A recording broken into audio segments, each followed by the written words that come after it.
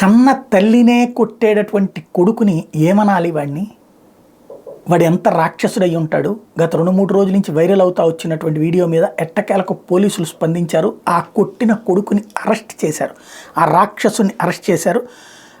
తల్లిదండ్రుల మీద దాడికి పాల్పడ్డ వ్యక్తిని పోలీసులు అరెస్ట్ చేసి అరదండాలు విధించారు. నిందితుడి అరెస్ట్కి సంబంధించి మదనపల్లి డీఎస్పీ ప్రసాద్ రెడ్డి చెప్తున్నది ఏంటంటే, మదనపల్లి నీరుగట్టు వారిపల్లెలో అయోధ్య నగర్లో కాపురం ఉంటున్న వృద్ధ దంపతులు వెంకటరమణారెడ్డి, లక్ష్మమ్మ బి కొత్తకోట మండలం బయ్యప్ప గారిపల్లి పంచాయతీ గుంతవారిపల్లి నుంచి బ్రతుకు తెరువు కోసం వచ్చి మదనపల్లి నీరుగట్టు వారిపల్లి అయోధ్య నగర్లో కాపురం ఉంటున్నారు.